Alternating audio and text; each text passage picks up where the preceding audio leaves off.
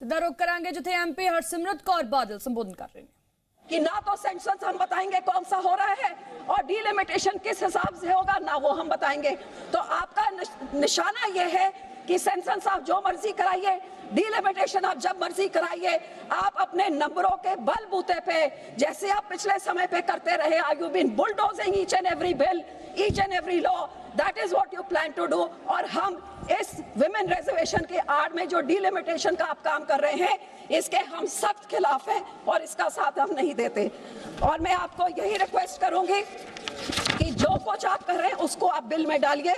कौन सा सेंसस युद्ध होएगा, हाँ हम मानते हैं कि proportion of parliament should increase, but it should be in a transparent manner, not in a manner that divides the nation, not in a manner that disadvantages some nation, because federal democracy means equal representation to all। और ये आपकी नीयत क्या है, ये देश की जनता देख रही है।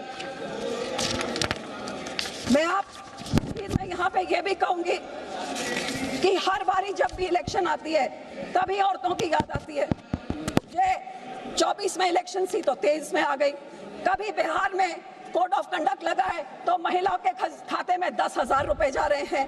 कभी हमारे राज्य में कहा जाता है 1,000 मिलेगा हर महिला को, तो 4 साल निकल जाते हैं, कुछ नहीं मिलता। 6 महीने रिएक्शन में जाते हैं तो एक बार फिर वो बात होती है।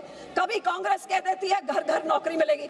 तो ये कब तक ये औरतों को ये कैरेट दिखा के, उनको सपना दिखा के, उनकी वोटों लेके और सारे राज्य में देश में ढिंढोरा पिटा के नारी शक्ति, नारी शक्ति।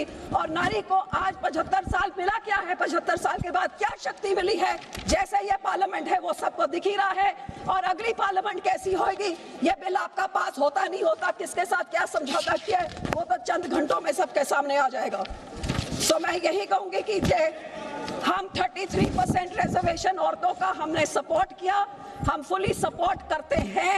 गोल पोस्ट आप चेंज कर रहे हैं, पहले आप वो कानून लेके आए थे, अब उस कानून में बदली आप चाह रहे हैं। आप ही ये 33% रिजर्वेशन लागू नहीं होने दे रहे हैं और डीलिमिटेशन रिजर्वेशन के आड़ में जो लेके आ रहे हैं, इसके हम सख्त खिलाफ हैं।